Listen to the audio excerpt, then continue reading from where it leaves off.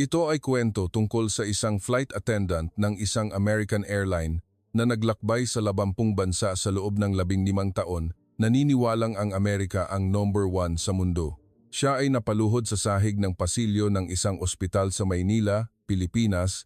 Ang dahilan ay isang piraso ng papel na hawak-hawak niya, ang medical record ng kanyang anak.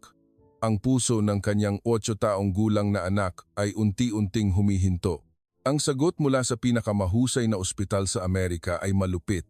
2 taon ang waiting period para sa operasyon. Ang Diyos lang ang nakakaalam kung mabubuhay ang iyong anak hanggang doon.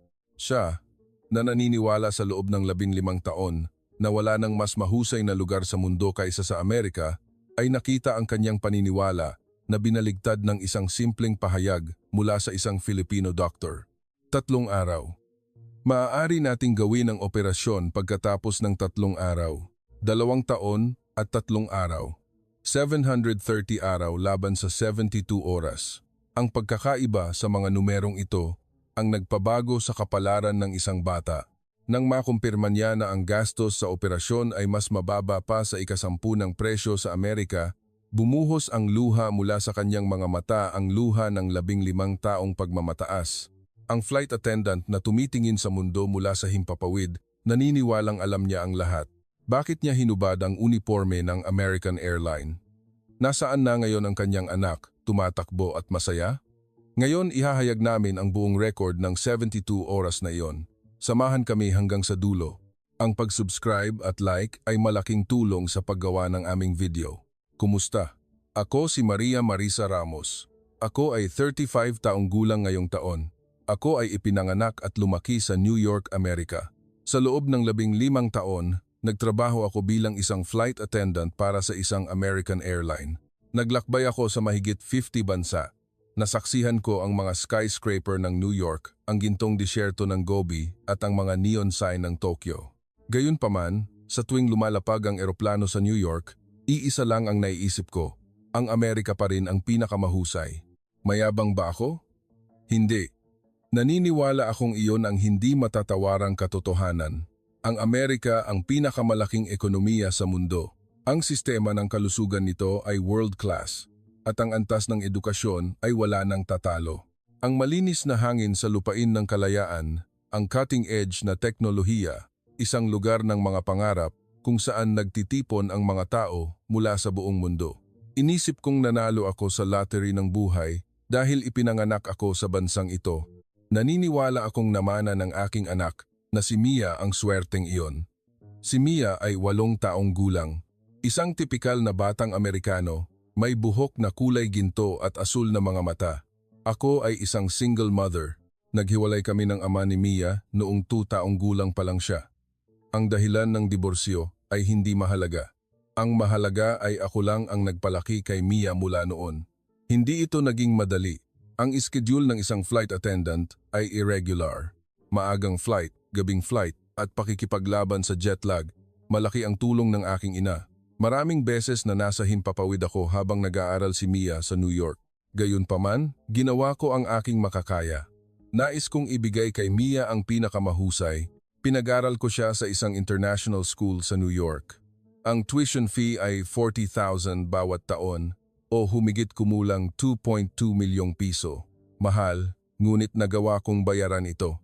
Ang taunang suweldo ng isang flight attendant sa isang American airline ay napakahusay, lalo na sa ika-15 taon ko.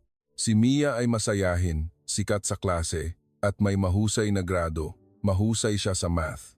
Ayon sa kanyang guro, si Mia ay may mahusay na logical thinking. Sabi ko sa sarili ko, tama, anak ko talaga.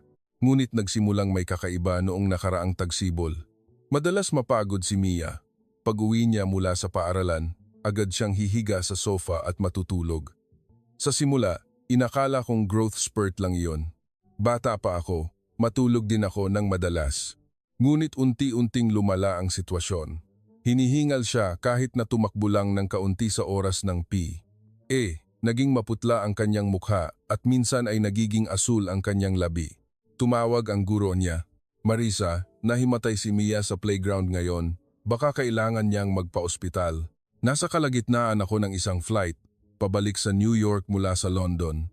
Nang matanggap ko ang tawag na iyon sa eroplano, pakiramdam ko ay nagyelo ang aking puso. Pagkalapag, agad akong nagpunta sa ospital.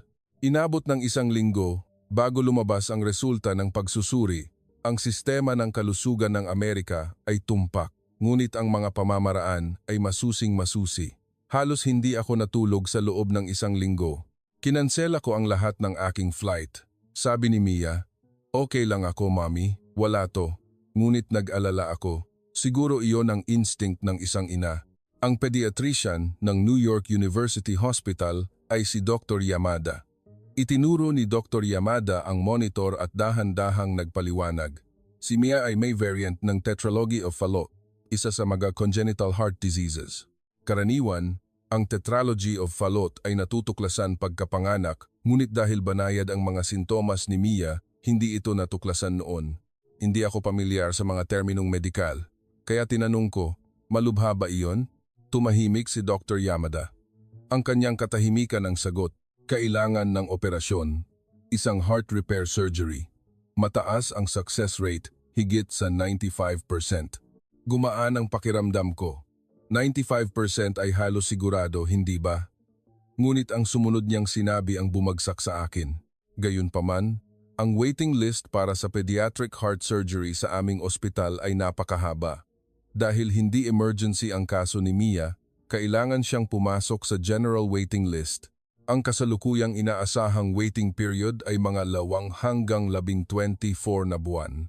18 hanggang 14 na buwan, 1.5 taon hanggang 2 taon, hindi ako makapaniwala. Ang Amerika, ang perpektong Amerika, ay maghihintay ng 2 taon para sa operasyon sa puso ng isang 8 malunang taong gulang na bata. Nagpakita ng paghingi ng paumanhin si Dr. Yamada. Sinabi niyang mahusay ang sistema ng kalusugan ng Amerika, ngunit dahil lahat ay nagnanais ng pinakamahusay na serbisyong medikal, humahaba ang oras ng paghihintay. Sinabi niya ring kulang sa pediatric cardiologist at ang pag-assign ng operating room ay ayon sa pagkakasunod-sunod. Tinanong ko, "Okay lang ba siya sa loob ng 2 taon na iyon?" Sumagot si Dr. Yamada, "Kung mamumuhay siya ng matatag, karaniwan ay magiging okay, ngunit kailangan niyang iwasan ang matinding ehersisyo. Magpa-regular na check-up din. At kung may acute exacerbation," alam ko ang ibig sabihin ng salitang acute exacerbation. Kung lumala ang kanyang kalagayan at nasa panganib ang kanyang buhay, saka lang sila magmamadali sa operasyon. Anong klaseng sistema iyon? Umuwi ako at umiyak buong gabi. Tulog na si Mia. Tinitigan ko ang tahimik ng ngiti ng aking anak at naisip, makakaya ba ng batang ito ang 2 taon? Hindi siya makakatakbo sa paaralan. Kailangang ihiwalay sa mga kaibigan tuwing PE. At mamuhay ng laging nag-iingat. Naniniwala ako, o sa halip, bulag akong nagtiwala sa sistema ng Amerika. Ang Amerika ay may pinakamataas na healthcare expenditure per capita sa mundo. Nagbabayad ako ng malaking halaga para sa health insurance bawat buwan. Nagbabayad ako ng napakataas na insurance fee, tapos ang operasyon ng aking anak ay maghihintay ng 2 taon? Naghahanap ako ng ibang paraan. Paano kung magpunta ako sa Europa, sa Canada? Nag-internet ako, nagpadala ng email sa mga ospital at tumawag. Ang mga sagot ay pareho. Ang mga foreign patient ay posibleng maghintay ng mas matagal kaysa sa mga mamamayan. Ang halaga ay magiging astronomiko dahil hindi sasaklawin ng insurance. Sa isang ospital sa Europa, sinabi nilang 14 na buwan ang waiting time at ang inaasahang halaga ay higit sa first 50,000 mang 20 milyong piso. Paano naman sa isang sikat na ospital sa ibang estado sa Amerika? Mas maikli ang waiting time doon, 2 hanggang 3 buwan. Ngunit ang problema ay ang halaga. Ang inaasahang gastos sa operasyon ay 11 hanggang 10 milyon bilang mang 17 milyon hanggang 28 milyong piso. Nagtrabaho ako ng husto sa loob ng 15 taon, ngunit wala akong ganoong kalaking pera. Sa huli, kailangan kong tanggapin ang katotohanan.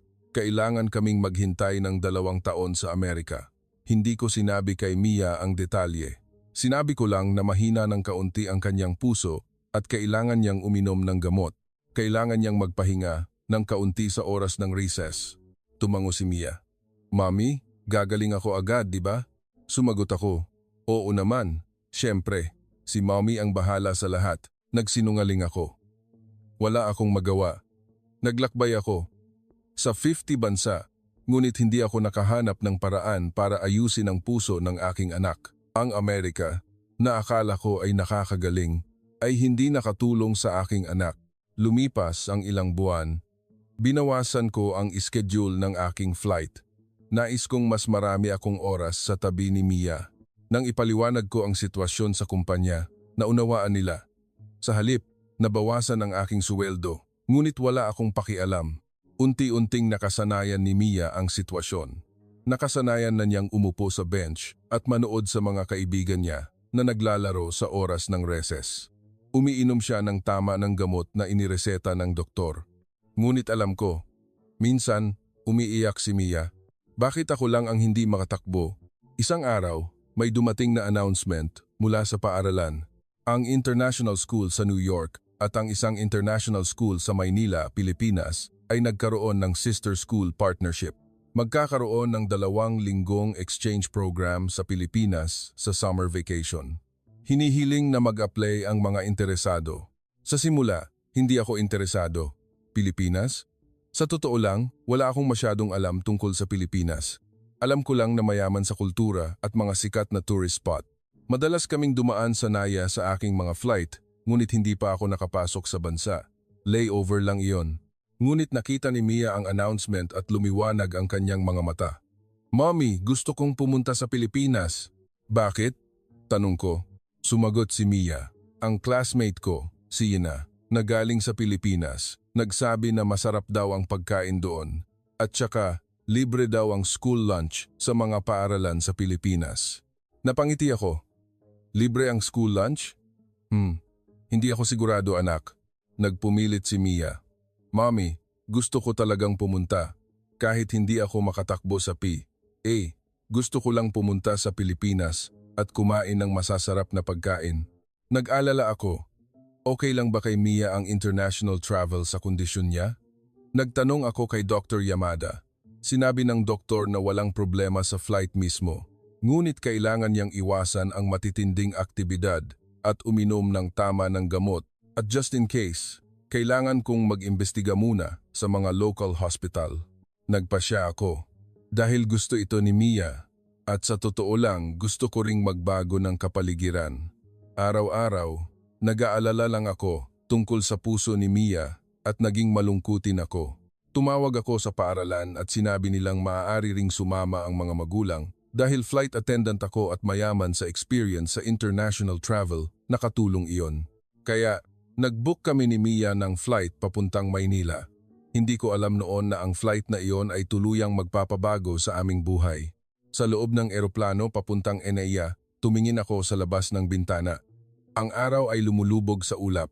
Ilang daang beses ko nang nakita ang tanawing iyon sa loob ng 15 taon, ngunit sa araw na iyon, pakiramdam ko ay lalo itong maganda. Si Mia, sa katabing upuan, ay nanonood ng basic Tagalog conversation app sa kanyang tablet. Kumusta? Salamat, masarap. Medyo hirap siyang mag-pronounce, ngunit nakakatuwa siyang tignan habang sinusubukan niyang gayahin. Ang flight na ito ay isang bihirang pagkakataon para sa akin na maging isang pasahero, hindi isang flight attendant.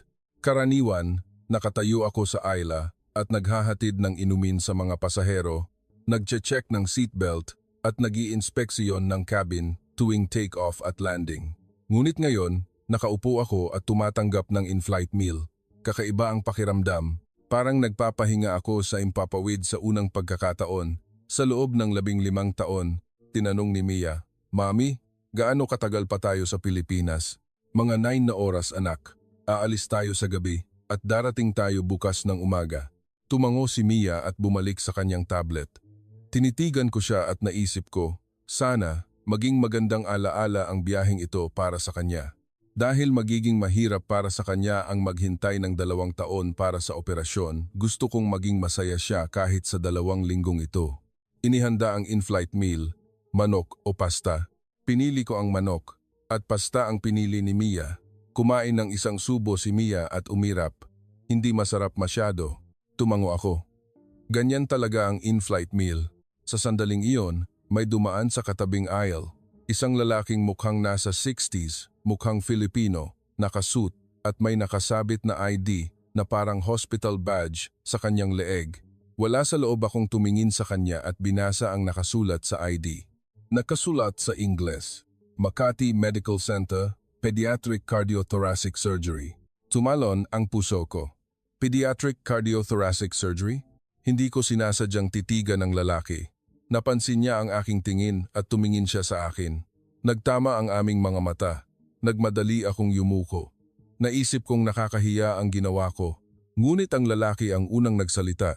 Sa Ingles, ikaw ba ay flight attendant ng isang American airline? Nagulat ako. Paano ninyo nalaman? Ngumiti ang lalaki. Nakita ko ang tag ng airline sa bag mo. Ako naman, galing akong conference sa New York at pauwi na. Ganun po pala. Pakiramdam ko ay may humihila sa akin. Masyadong fateful para ituring na simpleng coincidence. Isang pediatric cardiothoracic surgeon ang nakaupo malapit sa akin. Inabot ng lalaki ang kanyang business card. Nakasulat ang pangalan, Dr. Jose Jojo de la Cruz, Professor ng Pediatric Cardiology sa Makati Medical Center. Nagbakasyon po kayo? Tanong ko. Hindi. Ang European Pediatric Cardiology Conference ay ginanap sa New York. Nag-present ako roon. Sa sandaling iyon, nagpasya ako. Ito ay fate. Doktor, kung hindi po nakakahiya, maaari po ba akong magtanong? Tumango si Dr. De La Cruz. Nagsimula akong magsalita ng maingat. Ang aking anak po ay may problema sa puso. Sabi po ay congenital heart disease, isang variant ng tetralogy of Fallot. Naging seryoso ang ekspresyon ni Dr. De La Cruz. Ganun po ba? Gaano na po katagal mula nang ma-diagnose siya? Mga 6 na buwan na po.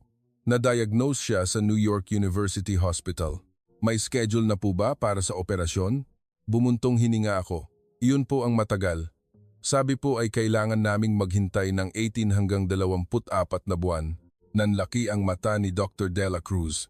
24 na buwan? Opo. Kahit na napakahusay ng sistema ng kalusugan ng Amerika, sinabi po na mahaba ang paghihintay. Kulang daw po sa mga pediatric cardiologist. Nag-isip si Dr. De La Cruz ng sandali at nagsabi, hindi ko po masasabi ng basta-basta dahil hindi ko alam ang eksaktong diagnosis, pero sa Pilipinas, hindi po ganoon katagal ang waiting time. Hindi ako makapaniwala. Gaano po katagal? Depende po sa kaso, pero kadalasan, mga 2 linggo hanggang 1 buwan lang, mas mabilis pa kung emergency. 2 linggo hanggang 1 buwan. Hindi ako makapaniwala. 24 na buwan sa Amerika tapos 1 buwan sa Pilipinas? Sa totoo lang, nagdududa ako. Ganoon ba talaga kataas ang antas ng medisina sa Pilipinas? Mas mataas pa kaysa sa Amerika? Naglakbay ako sa 20 bansa, ngunit wala akong nakitang sistema ng kalusugan na mas mahusay kaysa sa Amerika. Nabasa ni Dr. De La Cruz ang aking ekspresyon at ngumiti. Alam ko po ang pagdududa ninyo. Ganyan din ang reaksyon ng lahat kapag nagsasalita ako tungkol sa sistema ng kalusugan ng Pilipinas sa mga conference sa ibang bansa. Pero totoo po iyan. Ang Pilipinas, lalo na ang mga private hospital tulad ng Makati Med, ay may world-class medical accessibility. Dahil mababa ang operational cost kumpara sa US, mabilis ang serbisyo at mas mura. Mas mura rin po ang halaga? Opo. Sa kaso ng pediatric heart surgery sa Pilipinas, depende sa kaso, mga amambiyon hanggang gayam 1 milyon hanggang tipol amambiyon, mang milyon 10,000 dibol amangang titulibo lang po. Para sa mga dayuhan, dahil walang insurance coverage, medyo mas mahal pero mas mura pa rin kaysa sa Amerika o Europa. Gumulo ang aking isip.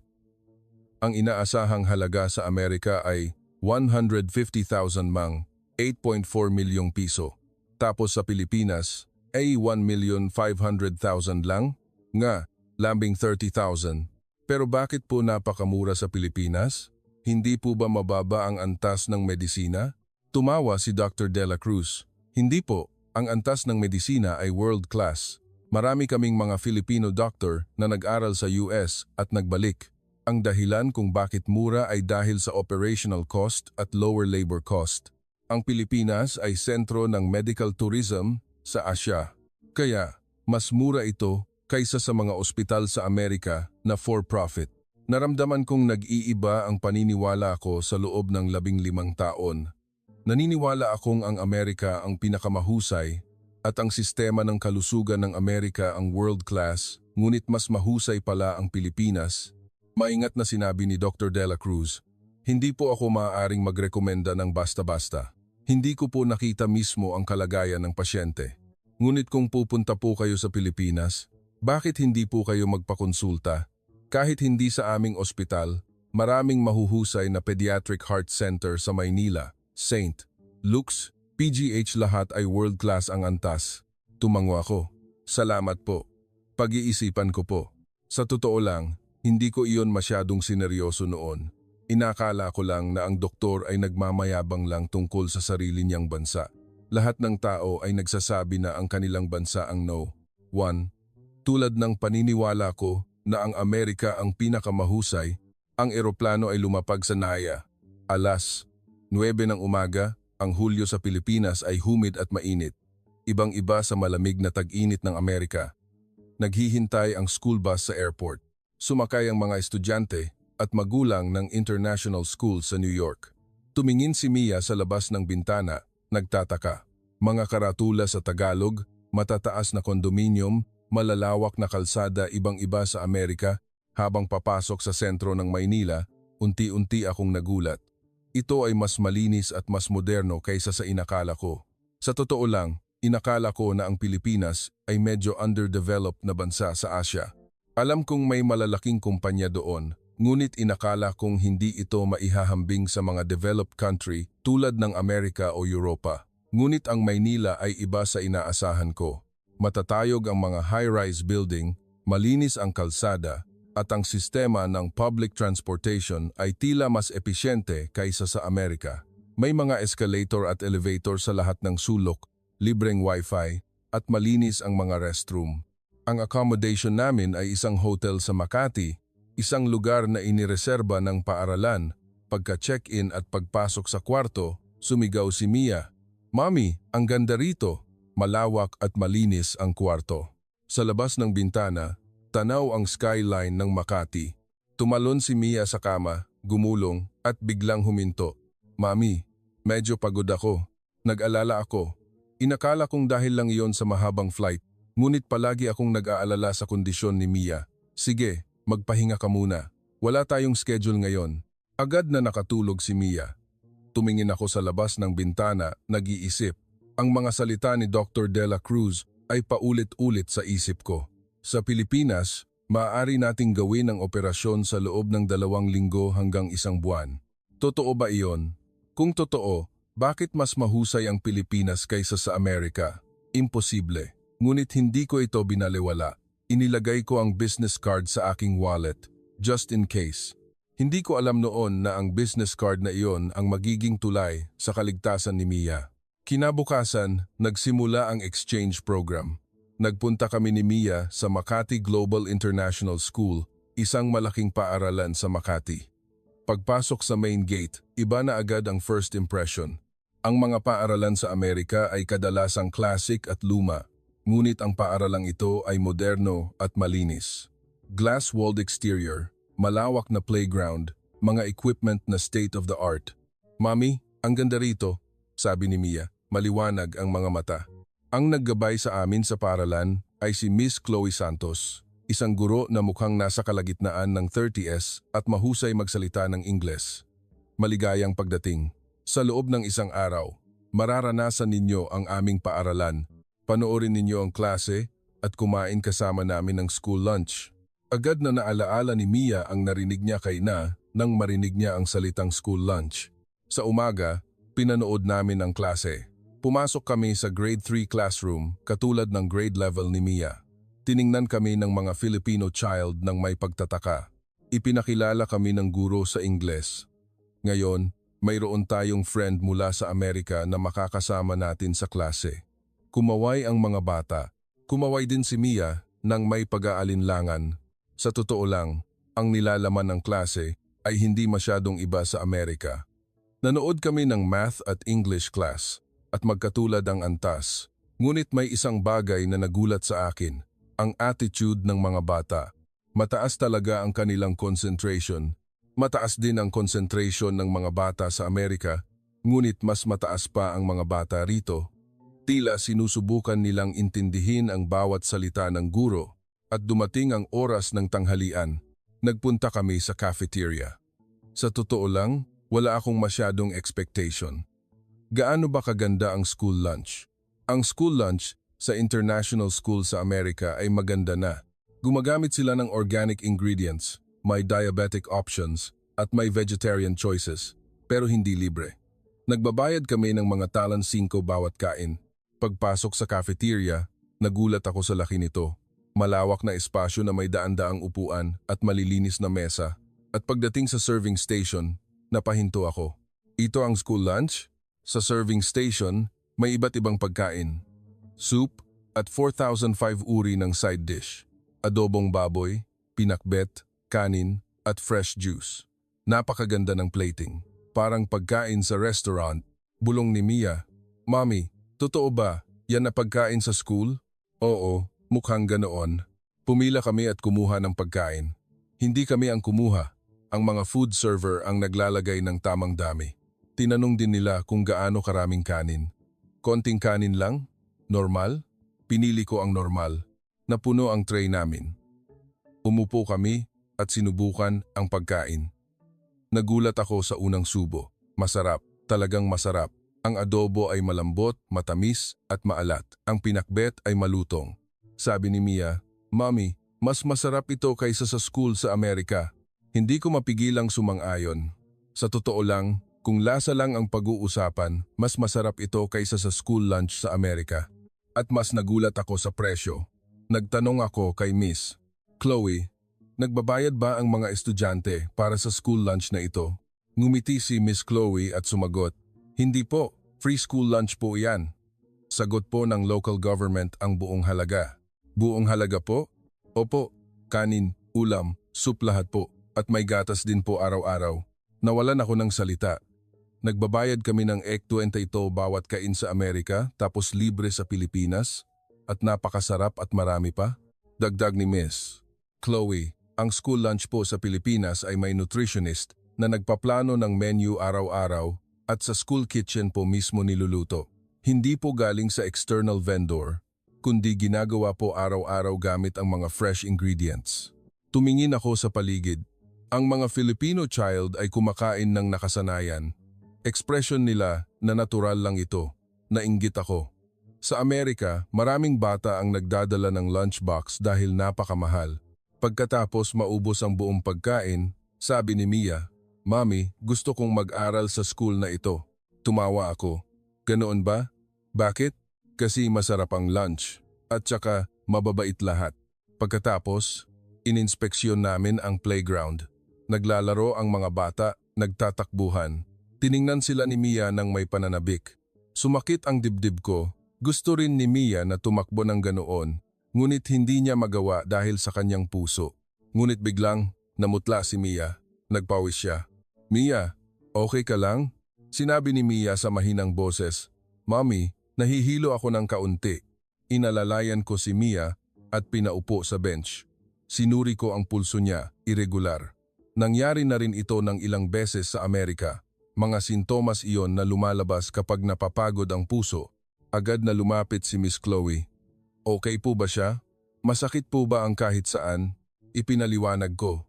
"May problema po ang puso ng anak ko. Kailangan niya lang magpahinga ng kaunti ngayon. Pumunta po tayo sa clinic? May school nurse po doon." Tumango ako. Inalalayan ko si Mia papunta sa clinic. Malinis at kumpleto sa equipment ang clinic. Inihiga ng nurse si Mia sa kama at sinuri ang kondisyon niya. Sinukat ang blood pressure, oxygen saturation, temperatura. Medyo mabilis ang pulso, pero hindi po dangerous level. Galing po siya kung magpapahinga lang. Gumaan ang pakiramdam ko, ngunit sa isang sulok ng isip ko, nag-aalala ako. Tila mas madalas na siyang nahihimatay. Mas madalas kaysa noong nasa Amerika kami. Habang nagpapahinga si Mia sa clinic, tumingin ako sa labas ng bintana. Nakita ko ang mga Filipino child na tumatakbo sa playground. Dahil malusog sila, maaari silang maglaro ng husto. Si Mia ay nakaupo lang sa bench at nanonood. Sa sandaling iyon, bumalik sa isip ko ang mga salita ni Dr. De La Cruz na nakilala ko sa eroplano. Sa Pilipinas, maaari nating gawin ang operasyon sa loob ng 2 linggo hanggang 1 buwan. Kung totoo iyon, kung maaari siyang magpa-operasyon sa Pilipinas, umiling ako. Hindi, tourist lang kami. Wala kaming medical visa o insurance at na-diagnose na siya sa Amerika. Kung magpapasuri at magpa-diagnose ulit kami sa ibang bansa, mas matagal at mas mahal iyon. Gayunpaman, nagsimulang umusbong ang pag-asa sa isang sulok ng aking puso. Tiningnan ko si Mia at naisip, makakaya ba ng batang ito ang 2 taon? Mas madalas na siyang nahihimatay. Kung may mangyari kay Mia habang naghihintay kami ng 2 taon sa Amerika, nawalan ako ng hininga sa ideya na iyon. Hindi iyan dapat mangyari. Nagmulat ng mata si Mia. Mami, okay na ako. Maaari na akong lumabas ulit. Hinaplos ko ang noo ni Mia at sinabi, magpahinga ka lang ng kaunti pa. Huwag kang magmadali. Ipinikit ulit ni Mia ang kanyang mga mata. Hawak ko ang kamay ni Mia. Maliit at mainit na kamay.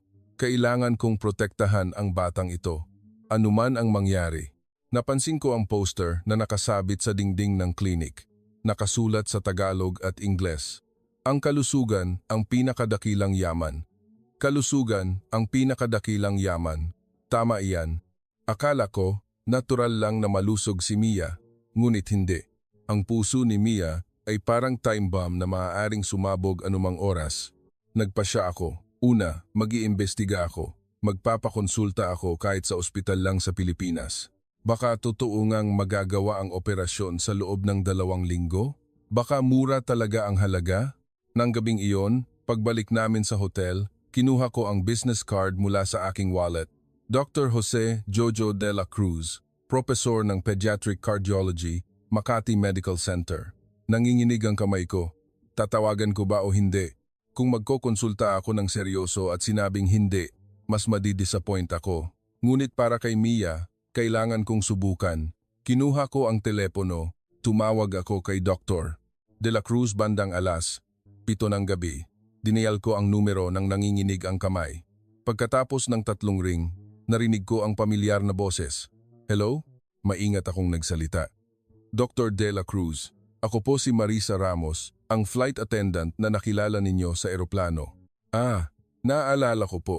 Nag-aalala po kayo tungkol sa puso ng inyong anak, di ba? Opo. Ang nangyari po, nahimatay ulit ang anak ko sa paaralan ngayon. Naging seryoso ang boses ni Dr. De La Cruz. Ganoon po ba? Kumusta po ang kanyang kalagayan? Ipinaliwanag ko ang nangyari kanina. Pagkahilo, pagkaputla, irregular na pulso. Tahimik na nakinig si Dr. De La Cruz at nagsabi, baka lumalala ang kanyang kalagayan. Kung gusto ninyo, maaari po ba siyang magpa-eksamin sa aming ospital? Nag-aalangan ako. Gusto ko po sana, pero tourist lang po kami, wala kaming medical visa at hindi sasaklawin ng insurance, di ba? Walang problema po sa visa. Ang Pilipinas ay may medical tourism. Maaari po kayong makakuha ng serbisyong medikal kahit tourist visa lang. Siyempre, hindi po sasaklawin ng insurance, ngunit dahil mura ang medical cost sa Pilipinas, mas maganda pa rin iyon kaysa sa Amerika o Europa. Totoo po? Opo. Kung maaari po, pumunta kayo sa ospital bukas. Magre-reserve ako ng slot para sa check-up. Nagpasya ako. Opo. Pupunta kami. Kinabukasan ng umaga, ipinaliwanag ko ang sitwasyon sa coordinator ng exchange program at nag-absent ako sa schedule ng 1 araw. Isinakay ko si Mia sa taxi at nagpunta kami sa Makati Medical Center. Ang first impression sa ospital ay cleanliness. Malawak at maliwanag ang lobby. At may mga painting at dekorasyon para sa mga bata sa lahat ng sulok. Hindi mabigat ang atmosfera. Ang mga ospital sa Amerika ay medyo marangya at malamig, ngunit iba rito, comfortable at mainit ang pakiramdam. Sinalubong kami ni Dr. De La Cruz sa lobby. Salamat at nagpunta kayo. Magsimula na tayo sa pagsusuri. Mabilis ang pagsusuri kaysa sa inaasahan ko. ECG, echo, blood test. Sa Amerika, inabot ng ilang linggo para lang mag-book at maghintay sa mga pagsusuring ito. Ngunit dito, natapos lahat sa loob ng araw na iyon. Sa gitna ng pagsusuri, tila nakarelax si Mia. Sa mga ospital sa Amerika, palagi siyang kinakabahan. Siguro dahil iyon sa malamig at strict na atmosfera. Ngunit sa ospital sa Pilipinas, mabait ang mga nurse at kinausap si Mia. Sa pinaghalong Tagalog at Ingles, "Mia, huwag kang matakot. Tapos na tayo sa susunod ha?" Ngumiti si Mia at sumagot, "Okay po." Inabot ng 2 oras bago lumabas ang resulta ng pagsusuri. Sa panahong iyon, kumain kami ni Mia ng tanghalian sa hospital cafeteria. Nagulat din ako rito. Masarap ang pagkain sa hospital cafeteria. Umorder ako ng sinigang at fresh ang isda at maganda ang seasoning. Ang presyo ay I-250. Ang I-250 ay hindi pa sapat para sa presyo ng isang bote ng tubig sa Amerika. Pagkatapos ng tanghalian, pumasok kami sa consultation room ni Dr. De La Cruz. Tumingin sa monitor ang doktor at nagpaliwanag.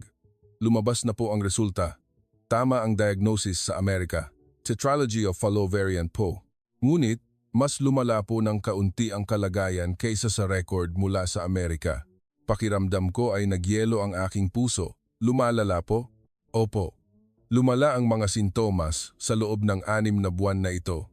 Sa kasalukuyang kalagayan ni Mia, desirable po na gawin ang operasyon sa lalong madaling panahon. Nanginginig ang boses ko nang magtanong ako, "Gaano po kabilis?" Sumagot si Dr. De La Cruz, "Kailangan ko pa pong i-check ang schedule ng ospital pero sa tingin ko po, maaari nating i-schedule ang operasyon sa loob ng 3 hanggang 5 araw." 3 araw? Opo. Kung ituturing po namin na high emergency ang kalagayan ni Mia, maaari po naming i-prioritize ang slot. Hindi ako makapaniwala. Sinabi sa akin sa Amerika na maghihintay ako ng 2 taon tapos sa Pilipinas, magagawa ang operasyon sa loob ng 3 araw? Posible ba iyon? Tinanong ko, "Kumusta po ang success rate ng operasyon?" Sumagot si Dr. De La Cruz, "Sa standard po ng aming ospital, ang success rate para sa ganitong uri ng operasyon ay higit sa 98%. Siyempre, depende sa individual na kalagayan, pero dahil maganda ang overall health ni Mia, favorable po ang prognosis." Osamin 97% po? Opo, ang pediatric surgery sa Pilipinas ay world-class. Kahit sa mga international statistics, ang success rate at survival rate ng heart disease surgery sa Pilipinas ay kasama sa top tier. Nagdududa pa rin ako. Masyadong maganda ang lahat ng naririnig ko. Kaya, direkta akong nagtanong, "Doktor, maging tapat po kayo sa akin. Bakit mas maikli ang waiting time sa Pilipinas kaysa sa Amerika? Marami bang doktor o kaunti ang pasyente?" Nag-isip ng kaunti si Dr. De La Cruz at sumagot, "May ilang dahilan po. Una, mataas ang bilang ng mga doktor kumpara sa populasyon, lalo na sa mga specialty field tulad ng pediatric cardiology. Malaki po ang investment ng mga private university hospital, kaya marami po ang human resources. Pangalawa, binibigyang diin po ng sistema ng kalusugan ng Pilipinas ang efficiency para sa medical tourism. Ang proseso, mula appointment hanggang surgery ay dinisenyo upang maging mabilis. Pangatlo, iba po ang cost structure.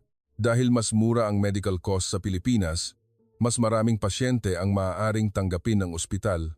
Kung hahaba ang paghihintay, maghahanap ng ibang ospital ang pasyente kaya nagpupursige rin ang ospital na paikliin ang waiting time. Nagsimula akong umintindi. System difference. Hindi masama ang Amerika, sadyang mas efficient lang ang Pilipinas.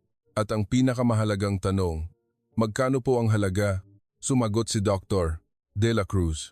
Ang eksaktong halaga ay kailangan po ninyong itanong sa admin office. Pero sa tingin ko po, para sa foreign patient, mga alan 3,500,000 hanggang lakh 4,500,000 po. Kasama na po rito ang surgery fee, hospitalization fee at check-up fee, 3.5 million hanggang 4.5 million. Sa piso?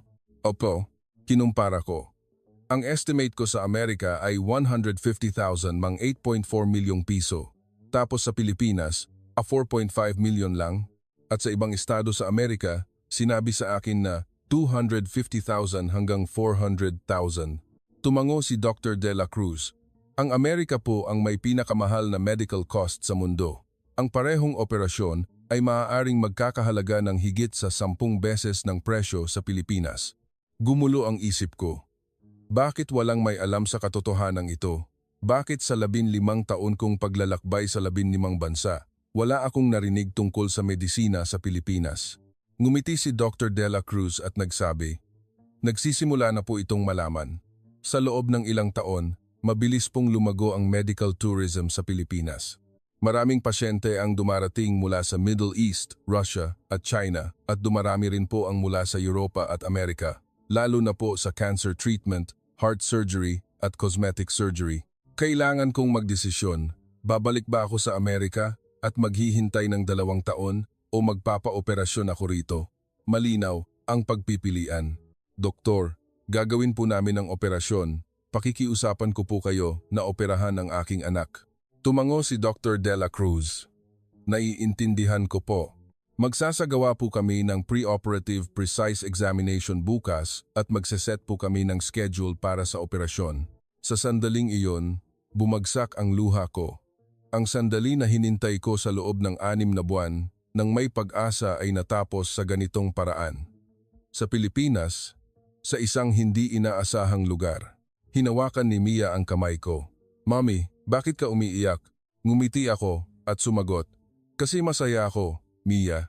Gagaling ka na ng tuluyan." Lumiwanag ang mga mata ni Mia. "Talaga? Makakatakbo na ako?" "Oo, makakatakbo ka ng husto." Ngumiti si Mia ng malapad. Nang makita ko ang ngiti na iyon, nakumbinsi ako na fate ang pagpunta namin sa Pilipinas. 2 araw bago ang operasyon, lumipat ako mula sa hotel patungo sa isang guest house malapit sa ospital. 10 minutong lakad lang ito mula sa ospital. Isang accommodation para sa pamilya ng mga foreign patient, mura at malinis ang mga facility. Mga go 1,500 lang bawat gabi. Sa guest house, may mga tao mula sa iba't ibang bansa. Isang mag-asawa mula sa Russia, isang lola at apo mula sa China, isang pamilya mula sa Kazakhstan. Lahat sila ay nagpunta sa Pilipinas para makakuha ng serbisyong medikal. Nakipag-usap ako sa mag-asawa mula sa Russia. Ang pangalan ng lalaki ay Alexei, ang babae ay Natalia. Ang kanilang anak na lalaki ay na-diagnose ng leukemia at dahil mahirap ang treatment sa Russia, nagpunta sila sa Pilipinas. Sabi ni Alexei, "Sa Russia, 6 na buwan ang waiting time, pero urgent ang kalagayan ng anak ko." Nakita namin ang isang ospital sa Pilipinas sa internet at nang marinig namin na maaari silang magsimula ng treatment sa loob ng 2 linggo, agad kaming nagpunta. "Kumusta ang resulta ng treatment?" Ngumiti si Alexei. "Maganda. Gumaling na ang anak ko ng husto. Napakahusay talaga ng mga Filipino doctor." Dagdag ni Natalia, "Mas mura rin ang halaga kaysa sa inaasahan namin sa Russia at napakabait ng mga doktor." Araw-araw, ipinapaliwanag nila ang kalagayan at sinasagot ng detalyado ang mga tanong namin. Napanatag ako sa narinig ko. Ang sistema ng kalusugan ng Pilipinas ay talagang kahanga-hanga. Tama ang pagpili ko. Gabi bago ang operasyon, hindi ako makatulog. Tahimik na natutulog si Mia sa tabi ko. Tinitigan ko ang mukha ni Mia at nanalangin. Sana maging matagumpay ang operasyon. Tulungan ninyo si Mia. Tumawag ako sa nanay ko sa Amerika. Nag-alala siya. "Operasyon sa Pilipinas? Sigurado ka ba? Hindi ba mas ligtas sa ospital sa Amerika?" Ipinaliwanag ko. "Ma, kailangan nating maghintay ng 2 taon sa Amerika. Hindi ko alam kung makakayanan niyon ni Mia. Sa Pilipinas, gagawin nila ang operasyon sa loob ng 3 araw. 98% ang success rate." Bumuntong hininga ang nanay ko. "Kung iyan ang desisyon mo, naniniwala ako sa iyo. Ingatan mo si Mia." Umiyak din ako. "Opo ma, dadalhin ko si Mia pabalik na malusog." Umagang-umaga ng araw ng operasyon, dumating kami sa ospital. Si Dr. Dela Cruz ang nagbigay ng huling paliwanag. "Ang operasyon po ay tatagal ng mga 5 oras. Bubuksan po namin ang puso, aayusin ang defect, at sisiguraduhin na normal ang daloy ng dugo. Pagkagising niya sa anesthesia, babantayan siya ng 1 o 2 araw sa intensive care unit at kapag stable na ang kalagayan, ililipat siya sa general ward." Nanginginig ang boses ko nang magtanong ako, "Wala po bang panganib?" Sumagot si Dr. Dela Cruz, "Lahat ng operasyon ay may risk, ngunit ang aming team ay nagtagumpay na sa daan-daang katulad na operasyon. Gagawin po namin ang aming makakaya." Nagpalit ng surgical gown si Mia. Napakaliit niya sa suot niyang puting hospital gown. Niyakap ko si Mia. Mia, matulog ka lang ng kaunti at paggising mo, tapos na ang lahat. Huwag kang mag-alala, tumango si Mia. Mami, hindi ako natatakot. Ang mga salitang iyon ang tumagos sa dibdib ko. Isang atong-taong gulang na bata ang hindi natatakot sa harap ng heart surgery. Ako ang natatakot ng husto. Pumasok si Mia sa operating room. Nang magsara ang pinto, nawalan ako ng lakas sa binti at naupo sa upuan sa pasilyo. Nagsimula ang paghihintay. 1 oras, 2 oras, 3 oras. Ang oras ay napakabagal. Nakaupo ako sa pasilyo at wala akong magawa. Sinubukan kong uminom ng kape, ngunit nanginginig ang kamay ko at hindi ko mahawakan ang cup. Pagkalipas ng 4 na oras, lumabas ang isang nurse. Pamilya po ba kayo ni Maria Ramos? Tumayo ako. Opo, maayos po ang takbo ng operasyon. Maghintay lang po kayo ng kaunti pa. Tumango ako. Salamat po.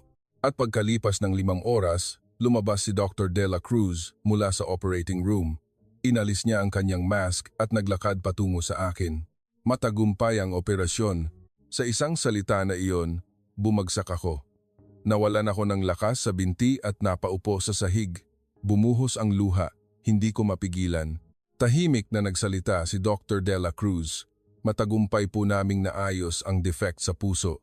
Normal na ang daloy ng dugo at stable po ang kasalukuyang vitals. Babantayan po siya ng 1 o 2 araw sa ICU at kung walang problema, ililipat na siya sa general ward. Wala akong masabi. Umiyak lang ako. Natapos ang 6 na buwang bangungot, ligtas si Mia. Nakita ko si Mia sa ICU.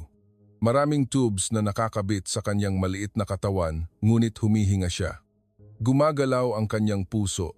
Nang normal, tinitigan ko si Mia sa likod ng salamin at umiyak ulit. Nagpapasalamat ako kay Dr. De La Cruz sa Pilipinas. Sa ospital na ito, sa 15 taon kong paglalakbay sa 15 bansa, naniniwala akong ang Amerika ang pinakamahusay, ngunit sa pasilyo ng ospital na ito sa Pilipinas, nalaman kong mali ang paniniwala ko. Napakaraming bagay sa mundo na hindi ko alam. Mabilis gumaling si Mia kaysa sa inaasahan. Isang gabi siyang nagpalipas sa ICU at kinabukasan, inilipat na siya sa general ward. Nagulat ang mga medical staff dahil stable ang kanyang vitals. Nang una kong makita si Mia sa general ward, umiyak ulit ako. Nagmulat ng mata si Mia, tumingin sa akin at ngumiti. Mami, gutom ako. Napangiti ako. Gutom siya? Pagkatapos ng 1 araw ng operasyon, gutom siya? Napakalakas talaga ng anak ko. Inihanda ang hospital meal. Soup at ilang side dish. Kinain ni Mia lahat. Sabi niya, masarap. Kumain din ako sa tabi niya at talagang masarap. Ang pagkain sa ospital ay napakasarap. Pumasok ang isang nurse at sinuri ang kalagayan ni Mia. Pagkatapos magsalita sa Tagalog, isinalin niya sa Ingles. Napakaganda po ng kalagayan ni Mia. Kung magpapatuloy po ito, baka makalabas na siya sa ospital sa loob ng 1 linggo. 1 linggo po? Opo. Mabilis siyang gumagaling. Nagpasalamat ako. Ngumiti ang nurse at sumagot, kami po dapat ang magpasalamat. Salamat po at nagpunta kayo rito mula sa malayo. Tumimo sa puso ko ang mga salitang iyon. Napakabait talaga ng mga Pilipino. Mga doktor, nurse, hospital staff, lahat sila ay tinrato si Mia na parang sarili nilang pamilya. Sa panahon ng hospitalization, patuloy kaming kumain ng hospital meal at iba-iba ang menu araw-araw. 1 araw, adobong manok, sa 1 araw naman, sinigang na isda. Ibang-iba ang pagkain sa Pilipinas kaysa sa Amerika, ngunit mabilis kaming nasanay ni Mia, gustong-gusto namin ang pinakbet. Sa simula, inakala kong maalat ngunit nakasanayan ko rin. Sabi ni Mia, Mommy, pagbalik natin sa Amerika, bumili tayo ng pinakbet ha? Tumawa ako. Sige, bibilhan kita. Sa 3 araw ng hospitalization, bumangon si Mia mula sa kama at umupo. Tumingin sa labas ng bintana at nagsabi, Mami, gusto kong lumabas. Hindi pa anak, kailangan mo pang magpahinga ng kaunti. Nagreklamo si Mia. Naiinip ako. Gusto kong makita ang mga kaibigan ko. Ang mga kaibigan niya mula sa exchange program ay nasa Pilipinas pa. Tumawag ako sa teacher in charge at ipinaliwanag ang sitwasyon. Sinabi nila na pupunta ang mga estudyante para bisitahin siya. Kinabukasan, binisita si Mia ng mga kaibigan niya mula sa international school sa New York. Kasama rin ang mga kaibigan niya mula sa paaralan sa Pilipinas. Nagdala ang mga bata ng mga bulaklak at chocolate. Napakasaya ni Mia. May sinabi ang mga Filipino child sa Tagalog at isinalin nila sa Ingles. Gumaling ka agad para makapaglaro tayo. Ngumiti si Mia ng malapad. Oo, gagaling ako agad. Tinitigan ko siya at umiyak ulit. Kailan ko huling nakita si Mia na tumawa ng ganyan? Sa Amerika, palagi siyang nakaupo ng mag-isa sa bench at nakayuko sa oras ng P. Ngunit ngayon, masaya siyang tumatawa. Sa 7 araw ng hospitalization, dumalaw si Dr. De La Cruz. Tiningnan niya ang resulta ng pagsusuri at tumango. Napakaganda ng recovery. Kung magpapatuloy ito, maaari na siyang lumabas sa ospital bukas. Talaga po? Opo. Magandang manatili pa rin sa Pilipinas at magpahinga ng 1 linggo pagkatapos lumabas. Pagkatapos niyan, maaari na siyang sumakay ng eroplano. Pag-uwi sa Amerika, magpa-follow-up check-up sa ospital doon. Tumango ako. Salamat po, Doktor. Maraming salamat po. Ngumiti si Dr. De La Cruz. Wala po iyon.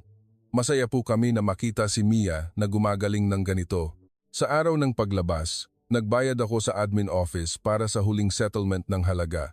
Surgery fee, hospitalization fee, examination fee, medicine fee, lahat ay 4,000 fafto sa piso. Kinuha ko ang receipt at tinitigan ito ng matagal. Sa Amerika, ang estimate ay 8.4 milyong piso at higit pa, tapos sa Pilipinas, 4 mo. 0 milyong piso, mas mababa sa kalahati ang presyo at naligtas ang buhay ng aking anak. Umiyak ako sa lugar na iyon. Nakatayo sa pasilyo, umiyak ako habang hawak ang receipt. Tiningnan ako ng mga taong dumadaan, ngunit wala akong pakialam. Sobrang pasasalamat at sobrang saya, wala akong magawa kundi umiyak. Hinawakan ni Mia ang kamay ko. Mommy, umiiyak ka na naman? Ngumiti ako at sumagot. Kasi masaya ako, anak. Pagkatapos lumabas, nanatili kami sa guest house ng 1 pang linggo. Gumagaling si Mia araw-araw. Bumalik ang kanyang gana at bumalik ang glowing color sa kanyang mukha. Ang kanyang maputlang balat ay unti-unting naging pinkish. At may isang kamangha-manghang nangyari. Nagsimulang tumakbo si Mia. Tumakbo siya sa maliit na parke sa harap ng guest house. Hindi siya hinihingal at hindi siya nahihilo. Sa simula, maingat siyang naglakad, ngunit unti-unting bumilis hanggang sa tumakbo na siya. Mommy, okay lang ako na tumakbo, sabi ni Mia nang masaya. Tiningnan ko siya at lumuha. Kailan huling tumakbo si Mia? Hindi ko matandaan. Siguro, mahigit 1 taon na. Nakaupo ako sa bench at pinapanood si Mia na tumatakbo. Panaginip ba ito? Sa Pilipinas, nagkaroon ng bagong buhay ang aking anak. Isang bagay na hindi ko inisip 2 linggo na ang nakalipas. Pilipinas. Ang bansang ito ay talagang kahanga-hanga. Gabi bago kami bumalik sa Amerika, kailangan kong magdesisyon. Babalik ba ako sa Amerika? O, tinanong ni Mia, Mommy, bukas na tayo babalik sa Amerika? Nag-aalangan akong sumagot. Mia, may gusto akong itanong sa iyo. Ano iyon? Maingat akong nagsalita. Gusto mo ba ang Pilipinas? Lumiwanag ang mga mata ni Mia. Oo, gusto ko ang Pilipinas. Masarap ang pagkain, mababait lahat, at masaya sa school. Kung ikukumpara sa Amerika, nag-isip ng kaunti si Mia at sumagot. Gusto ko rin ang Amerika, pero gusto ko rin ang Pilipinas. Gusto ko silang pareho. Ngumiti ako. Paano kung dito tayo manirahan sa Pilipinas? Nanlaki ang mata ni Mia. Talaga? Maninirahan tayo sa Pilipinas? Hindi pa sigurado. Nag-iisip pa lang si Mami. Tuwang-tuwa si Mia. Gusto kong mag-aral sa school sa Pilipinas. Masarap ang lunch. Tumawa ako. Oo, masarap nga ang lunch. Sa totoo lang, nag-iisip na ako nito sa loob ng ilang araw. Ano ang gagawin ko pagbalik sa Amerika? Magpapatuloy sa pagiging flight attendant at magpapalaki kay Mia. Iyan ang ginawa ko noon. Ngunit ang karanasan ko sa Pilipinas ay nagpabago sa akin. Ang sistema ng kalusugan, ang school lunch, ang kabaitan ng mga tao, Lahat ng ito ay iba sa inaasahan ko sa Amerika. Mas efficient, mas mura, mas humane. Naghahanap ako sa internet. Paano magtrabaho ang mga dayuhan sa Pilipinas, mga uri ng visa, employment conditions, residency status, komplikado, ngunit hindi imposible. At may isang ideya na pumasok sa isip ko, Philippine Airlines. Ako ay isang flight attendant na may 15 taong experience. May experience ako sa pamamahala ng mga multinational team sa American Airline at nagsasalita ako ng 4 na wika. Kung nagre-recruit ang Philippine Airlines ng mga dayuhang cabin crew, maaari ba akong mag-apply? Nang mag-imbestiga ako, nagre-recruit nga ang Philippine Airlines ng mga dayuhang cabin crew, karaniwan sa mga English-speaking at Asian country, ngunit mayroon din daw mula sa Europa. Nagpasya akong maghanda ng resume. Sa eroplano pabalik sa Amerika, nagplano ako. Una, magpapa-follow-up check-up ako kay Mia sa Amerika. Kapag tuluyan na siyang gumaling, magsisimula ako sa paghahanda para lumipat sa Pilipinas. Siguro aabutin ng 6 na buwan, pero sulit itong subukan. Pagdating sa Amerika, sinalubong ako ng nanay ko sa airport. Nang makita niya si Mia, umiyak siya. Ang ganda ng itsura ni Mia, napakalusog. Umiyak din ako. Opo, ma, may himala na nangyari sa Pilipinas. Nagpa-follow-up check-up kami sa New York University Hospital. Nagulat si Dr. Yamada sa resulta ng pagsusuri. Nagpa-operasyon po kayo sa Pilipinas? Opo. Sa Makati Medical Center. Tumango si Dr. Yamada. Napakaganda ng operasyon. Maayos na naayos. Napakaganda ng progress. Tinanong ko, Doktor, maging tapat po kayo sa akin. Gaano po kataas ang antas ng medisina sa Pilipinas? Nag-isip ng kaunti si Dr. Yamada at sumagot, world class po.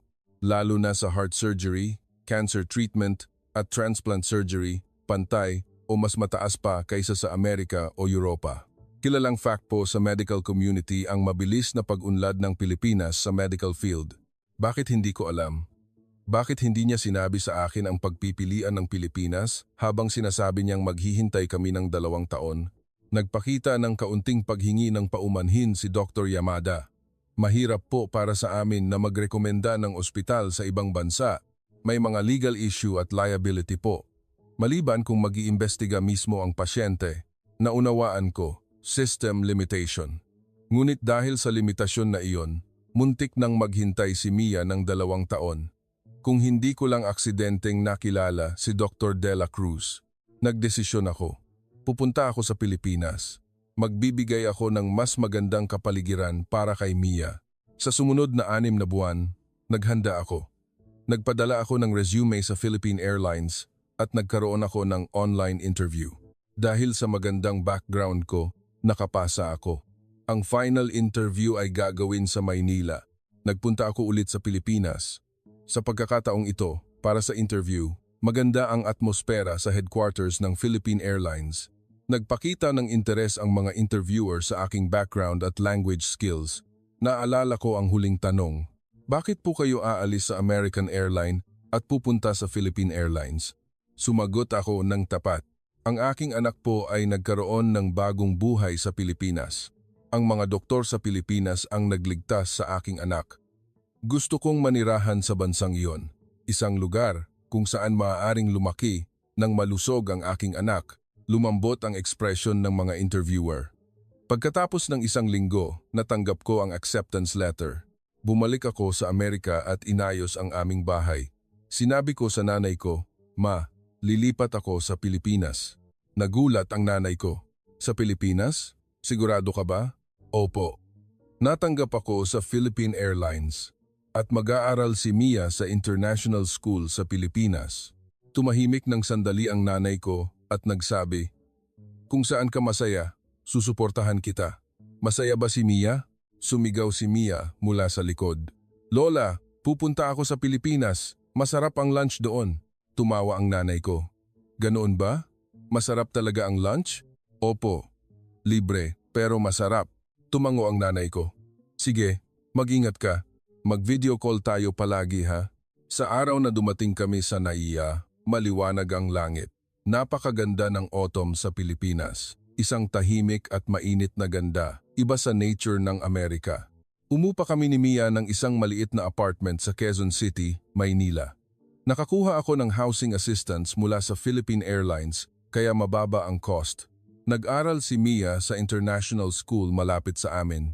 Ang paaralan na pinuntahan namin noong exchange program. Sa unang araw niya sa school, nanginginig ang boses ni Mia. "Mommy, naaalala kaya ako ng mga classmate ko?" "Siyempre anak, binisita kanila noong nasa ospital ka, di ba?" Pagbaba namin sa harap ng paaralan, may isang Filipino child na tumakbo papalapit. Nang makita si Mia, masaya siyang ngumiti at kumaway. "Mia, hello!" Ngumiti din si Mia at kumaway pabalik. "Hello!" Tiningnan ko sila at lumuha. Si Mia na bumabati sa kanyang mga kaibigan at naglalakad papasok sa gate. Isang ordinaryong tanawin, ngunit para sa akin, isa itong himala. Pag-uwi ni Mia mula sa paaralan, tuwang-tuwa siyang nagsabi, "Mami, tumakbo ako sa P. Ngayon." "Talaga?" "Opo, nag-soccer kami. Sinipa ko rin ang ball." Niyakap ko si Mia. "Ang galing mo, Mia." Nagpatuloy si Mia. "At kumain ako ng lunch. Pork adobo ngayon. Napakasarap." Tumawa ako. "Masarap ha? Buti naman." Nagsimula rin akong magtrabaho sa Philippine Airlines. Sa simula, mahirap dahil hindi ako masyadong nagsasalita ng Tagalog, ngunit malaki ang tulong ng aking mga kasamahan. Unti-unti, nagsimula rin akong mag-aral ng Tagalog. Pagkalipas ng ilang buwan, nakasanayan na namin ni Mia ang buhay sa Pilipinas. Mabilis natuto ng Tagalog si Mia, mabilis matuto ng wika ang mga bata. Kakaiba ang pakiramdam na makita siyang nakikipag-usap sa mga kaibigan niya sa Tagalog sa paaralan. Naglakbay ako sa iba't ibang bansa sa aking flight. Dati, nakasuot ako ng uniforme ng American Airline, ngunit ngayon, Philippine Airlines na. Sabi ng mga kasamahan ko, bagay daw sa akin ang asul na uniforme. Minsan, pumunta ako sa Amerika sa aking flight. Sa tuwing lalapag ang eroplano sa New York, naaalala ko ang mga nakaraan. Ipinanganak at lumaki ako rito. Pero ngayon, isa na akong bisita. Sa tuwing nakikita ko ang nanay ko, palagi niyang tinatanong, "Kumusta ang buhay sa Pilipinas?" Sumagot ako, "Ma, maganda. Talagang kahanga-hanga." Masaya rin si Mia. Gustong-gusto niya ang school at marami siyang kaibigan. Ngumiti ang nanay ko, "Buti naman. Kung masaya ka, masaya na rin ako." Lumipas ang isang taon at nagpa-regular check-up kami ni Mia sa Makati Medical Center. Tiningnan ni Dr. De La Cruz ang resulta ng pagsusuri at nagsabi, "Perfect po. Normal na ang function ng puso. Maaari na siyang mamuhay ng tulad ng ibang bata." Umiyak na naman ako. "Salamat po, Doktor." Ngumiti si Dr. De La Cruz. "Kami po ang dapat magpasalamat. Masaya po kaming makita si Mia na lumaki ng malusog." Paglabas sa ospital, sabi ni Mia, "Mommy, gumaling na ako ng tuluyan?" "Oo, gumaling ka na ng tuluyan. Kaya ko na ring mag-marathon?" Tumawa ako, "Kahit ano anak." Masaya siyang tumawa si Mia. "Yehey! Paglaki ko, magiging doktor ako. Tulad ni Dr. De La Cruz." Naramdaman kong uminit ang dibdib ko sa mga salitang iyon. Ang bata na kailangang maghintay ng 2 taon, 1 taon na ang nakalipas ay nagsasabing magiging doktor siya ngayon. Ang Pilipinas ay nagbigay sa amin ni Mia ng bagong buhay. Isang bansa na hindi ko alam kahit naglakbay ako sa 10 bansa sa loob ng 11 taon. Isang bansa na nalaman ko dahil sa isang aksidenteng pagkikita sa eroplano. At ngayon, ito na ang pundasyon ng aking buhay. Masaya ako sa sandaling ito. Sa ilalim ng langit ng Maynila, nakasuot ng uniforme ng Philippine Airlines at namumuhay kasama ang aking malusog na anak. Ano pa ang hihilingin ko? Minsan, naiisip ko, kung hindi ko nakilala si Dr. De La Cruz sa araw na iyon sa eroplano, kung hindi sinabi ni Mia na gusto niyang pumunta sa Pilipinas para sa exchange program, naniniwala ako na fate ito. Fate na nakilala namin ni Mia ang Pilipinas at isa pa, hindi ko na iniisip na ang Amerika ang pinakamahusay dahil nalaman ko na napakaraming magagandang bansa sa mundo na hindi ko alam tulad ng Pilipinas. Umuwi si Mia mula sa paaralan at nagsabi, "Mommy, fried chicken daw ang lunch ngayon. Napakasarap." Tumawa ako at sumagot, "Ganoon ba? Buti naman." Sa labas ng bintana, nakita ko ang takip-silim ng Maynila. Ang pulang ilaw ay nagkulay sa langit. Napakaganda. Tahimik akong bumulong. Salamat, Pilipinas. Ito ang kwento ni Maria Marisa Ramos, isang American flight attendant at ng kanyang anak. Ang katotohanan na natuklasan ng isang aviation expert na naglakbay sa 50 bansa sa loob ng 15 taon, 2 taong paghihintay sa Amerika, 3 araw lang sa Pilipinas. 1,010 ang halaga at 98% ang success rate. Hinubad ni Marisa ang uniforme ng American Airline at pinili ang Philippine Airlines.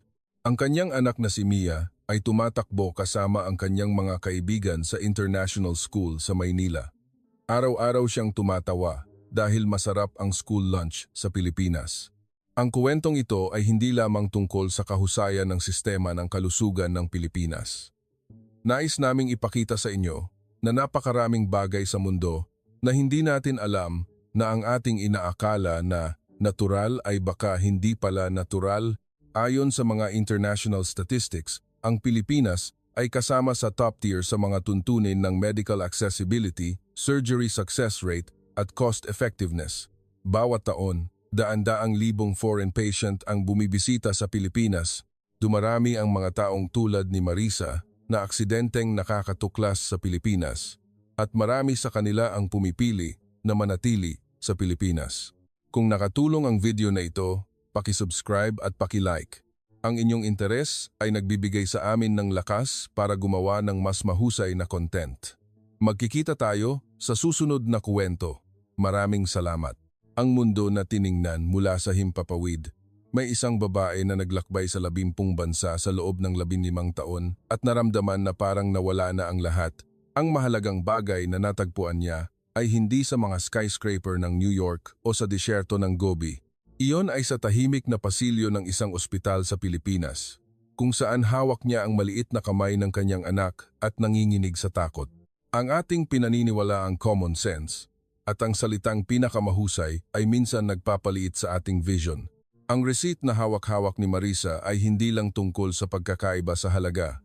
Ito ay isang tahimik, ngunit malinaw na sagot kung gaano karaming sinseridad ang nakapaloob sa buhay at kinabukasan ng isang bata. Ang pinakamahusay na kalusugan ay hindi lamang nasa state-of-the-art na teknolohiya o sa pinakamahal na halaga sa mundo. Ito ay nasa efficient na sistema na nagbigay ng pag-asa kay Marisa at sa kanyang anak sa loob ng 3 araw. Sa inosenteng boses ng bata na tumatawa, masarap ang lunch ngayon, at sa mainit na puso ng mga tao na ngumingiti ng lampas sa language barrier, okay lang po. Sa simula ng kwento, nagtanong kami, ang Amerika ba ang no? Ngayon na natapos na ninyong panoorin ang kwentong ito, ano ang nararamdaman ninyo? Hindi na titingnan ni Marisa ang mundo gamit ang ruler na kung saan ang no, 1 ang pinakamahalaga. Dahil alam niya na may mga kahanga-hangang bagay sa lahat ng dako, lampas sa pagkakaiba ng bansa at kultura, at may tulong sa lahat ng dako. 730 araw at 72 oras. Ang napakalaking pagkakaiba na iyon ay hindi lang naghiwalay sa kapalaran ng isang batang babae. Iyon ay ang hindi matutumbasang oras para sa isang pamilya upang matuklasan ang tunay na kayamanan at tumapak sa bagong buhay. Paglaki ko, magiging doktor ako tulad ni Dr. Dela Cruz, sabi ni Mia. Sa kanyang mga mata, may magandang liwanag na nagmumula sa buhay na naligtas, na nagnanais na tumulong sa iba. Ang ating buhay ay maaari ring magbago ng malaki dahil sa isang aksidenteng pagkikita sa eroplano o sa isang simpleng kabaitan. Ang bahagyang lampas sa daily life na inaakala nating natural ay marahil may mas magandang mundo na naghihintay pa sa atin. Sana ang kuwentong ito ay nagpainit ng inyong puso at nagbigay ng kaunting pag-asa para sa bukas. Dito na nagtatapos ang ating kwento ngayon. Kung tumimo sa inyong puso ang kwentong ito, paki-like at comment para ipaalam ang inyong boses. At ang subscription ay ang inyong imbitasyon sa susunod na kwento. Naghihintay kami sa inyong pagbisita. Maraming salamat.